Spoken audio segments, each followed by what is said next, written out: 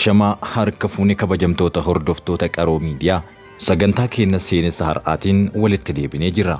Hanga xumuraatti nu waliin akka turtan isin affeeraa. Qaroo miidiyaa like, share, subscribe gochuun yaada keessan karaa koomentiin nu biraan gahuun dagatinaa isiniin jenna. Akka qorannoo mul'isutti ardiin tun erga uumamtee waggoota miiliyoona 4.5 lakkoofsiseera. Biyyoota addunyaa amma keessa jirru kanneen keessaa Masriin yookaan Ijibti biyya umrii dheeraa qabdu jechuun maqaan ishee addunyaa irratti ni waamama. Kunis akka lakkoofsa Girigooriyaatti dhaloota Kiristoos dura bara 3150 kan hundeeffamte jechuun ni himama. Biyyi kun hanga ammaatti jiraattus akkuma umrii ishee badhaadhinnaa fi humna guddaa addunyaa ta'uu garuu hin dandeenye.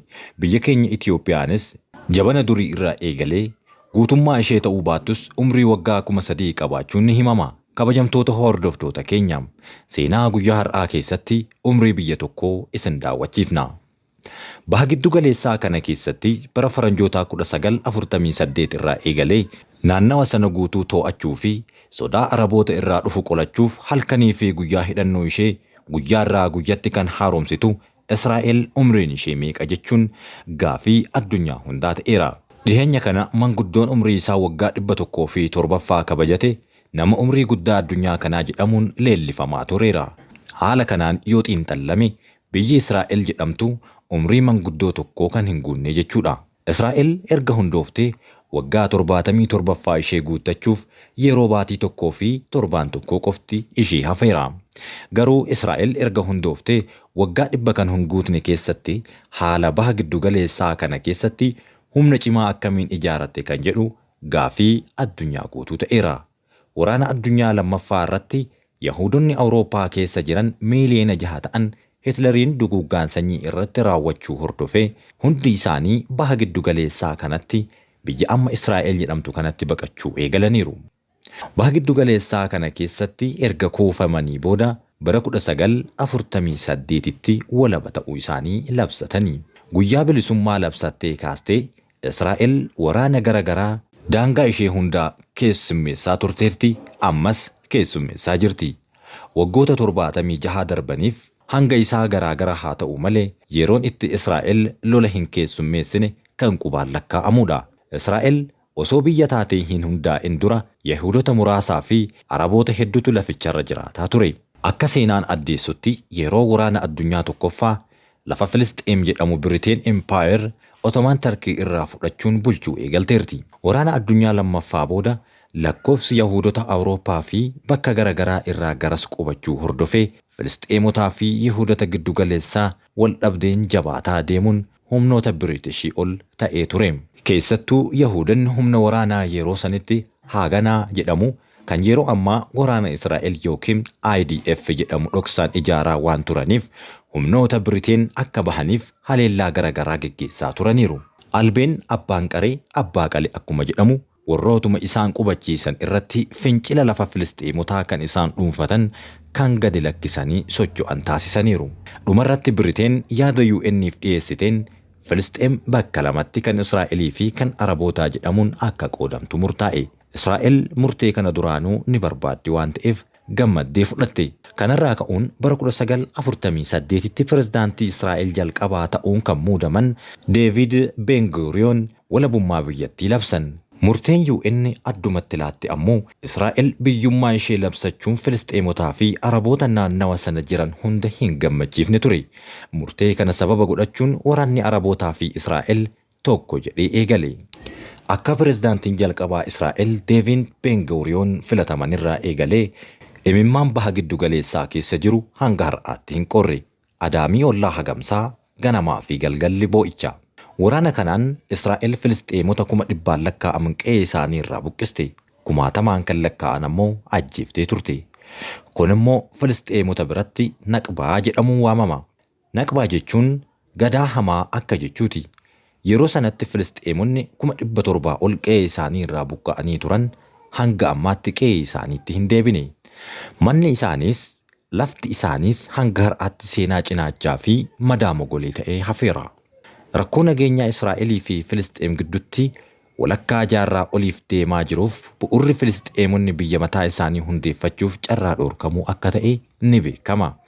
Haa ta'uu garuu Israa'el biyya taatee erga hundooftee waggaa 100 kan hin guunne waraana garagaraa keessa dabarteerti. Akkamitti baha giddu galeessaa keessatti humna waraanaa diinagdee fi dimokiraasii cimaa ijaaruu dandeessen deebii hundi keenya eegnuudha.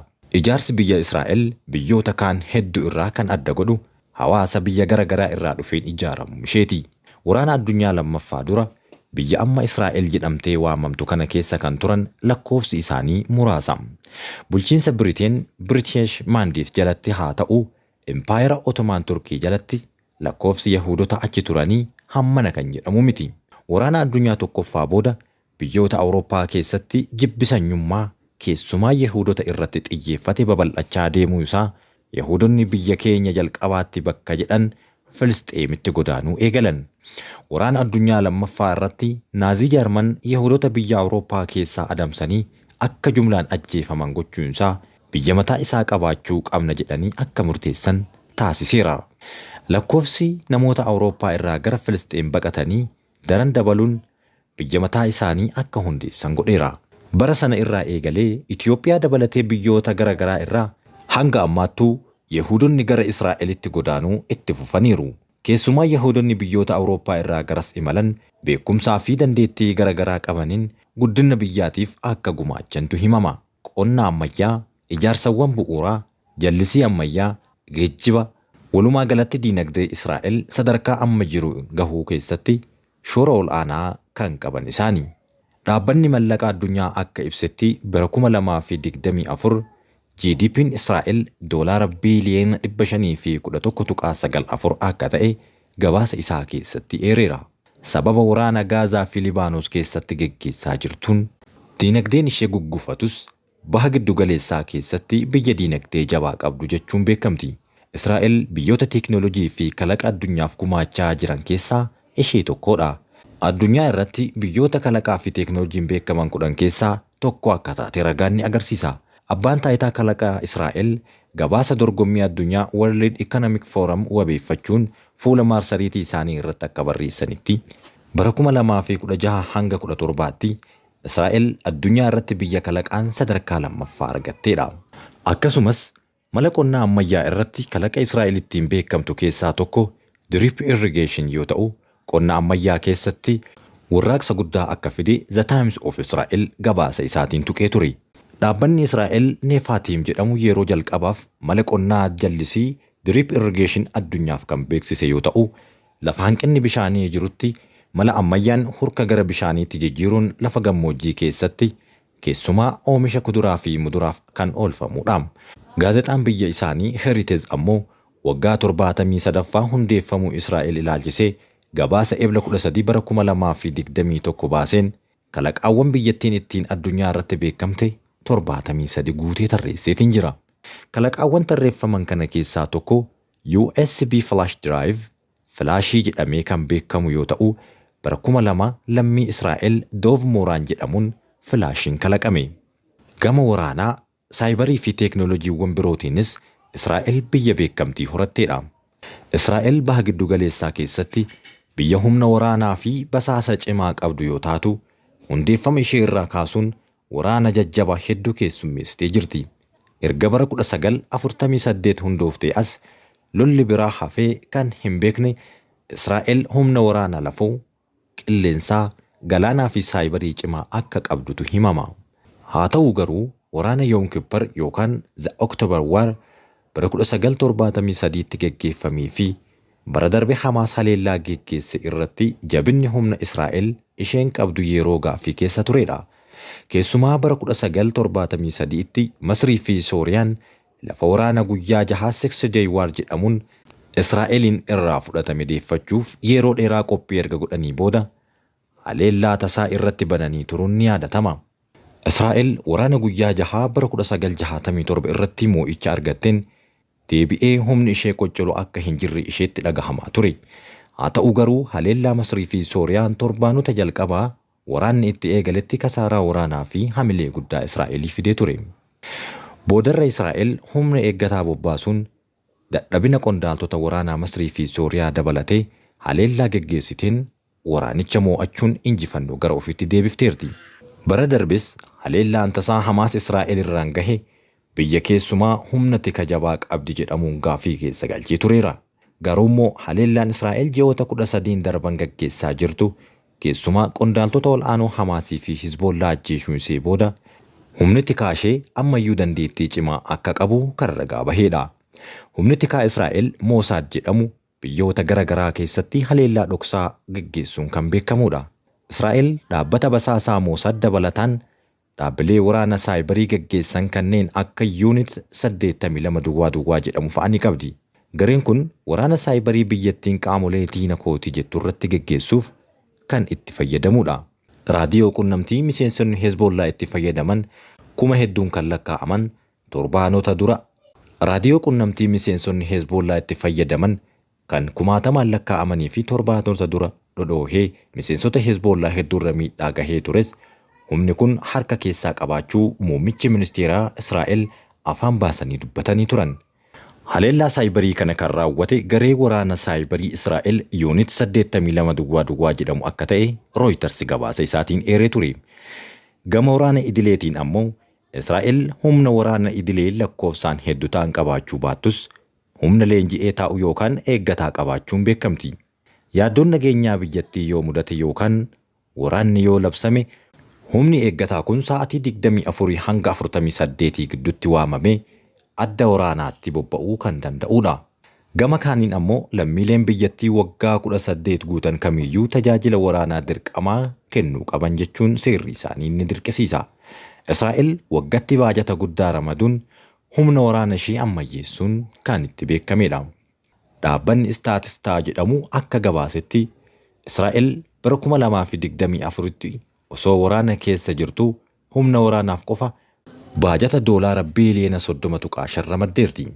Baha giddu galeessaa keessatti xayyaarota waraanaa ammayyaa'oo Ameerikaan oomishte F-15, F-16 fi F-35 qabaachuudhaan qilleensa naannichaa olaantummaan to'ataa jirti. Humna lafoonis ta'u taankiiwwan ammayyaa Makaavaa jedhamuun kan beekamu kan oomisha ishee ta'ee mataa iseetiin oomishtee qabdi. Ifatti amanuu baattus boombii Nikulaaraas ni qabdi jedhamee biyyoota birootiin hamatama. Sirna ittisaa Iron Dome kan haleellaa qilleensarraa fageenya gabaabaatti hanga David Sling haleellaawwan misaa'ila fageenya dheeraa qolachuu danda'u ofii ishee oomishtee qabdudha. Seenaan waraana onkololeessaa kan irraa hin hafne Israa'el bara dabarsine kanas onkololeessa 7 Hamaas haleellaa tasaa raawwachuun namoota 1,200 yoo ajjeesu namoota 250 ammoo ukkaamsanii fudhachuun ni yaadatama. Hamaas garee musliimotaa dachee fi lammiilee Filisxeem hunda weerara Israa'el irraa ittisuuf hundaa'e yoo ta'u, hundeeffama isaa erga eegalee humna waraanaa cimaa Israa'el fuuldura dhaabachaa jirudha. Akka qorannoon BBC agarsiisutti Hamaas onkololeessa 7 dura osoo Israa'el waliin wal aansa keessa hin seenin qabsaa'ota 30,000 ol akka qabu yoo tilmaamamu, yeroo ammaa 17,000tti kan tilmaamaman baatiiwwan 13 keessatti wareegamuun ni beekama.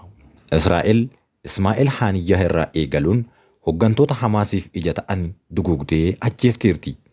Abbaa malaa jedhamuun kan waamamu Yahyaa Sinwaar gaafa ajjeesan warroonni Israa'el weedduu fi ililchaan kana caala waraanni hin jiru jedhanis Hamaas marii shuraa kaawunsil gaggeessan nama biraa bakka buusuun waraana isaa itti fufsiiseera. Waraana kana keessatti kallattiinis alkallattiinis gareewwan lakkoofsi isaanii hedduu ta'an hirmaataniiru.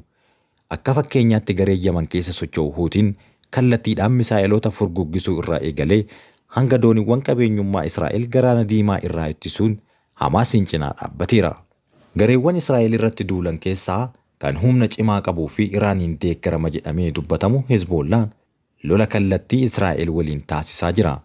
Hezbollaan erga waraanni Gaazaa jalqabee Hamaas bira dhaabachuu kan mul'isa ture yoo ta'u, baatiiwwan 2 dura garuu kallattiidhaan raayyaa ittisaa Israa'el waliin waraanatti siinii jira.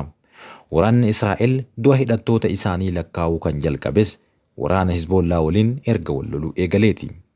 Waraanni baatiiwwan 13 itti fufee jiru kun erga Libaanos keessatti babal'atee as sodaa naannawaa kan uume yoo ta'u, dhiheenya kana Hezbollaa waliin waliigaltee dhukaasa dhaabuu irra gahuun dubbatamaa jira. Waliigaltee kanas ilaalchisee humnoonni lamaanuu yaada garaagaraa kaahatiin jiru. Gama Hezbollaatiin injifanneerra Rabbi nu qarqaaree jira yoo jedhu, Israa'el ammoo bitaa fi mirgatti loluu irraa Hamaasiin kophatti baafadhee hanga barbadeessee sitti deebi'utti na eegi jechuun hojii manee kenniteefii jirti. Yeroo addunyaan kallattii hundaan waraanatti seente kanatti gaheen biyya umrii 76 baha giddu galeessaa bira darbee addunyaa irratti mul'iftu maali kan jedhu waan yeroon agarsiisudha. Nageenyi biyya keenyaaf, nageenyi addunyaa hundaaf, bilisummaan miidhamtootaaf kan isin waliin ture an Amiin Shubbiseeti. Waan nu dhageeffattaniif galatoomaa.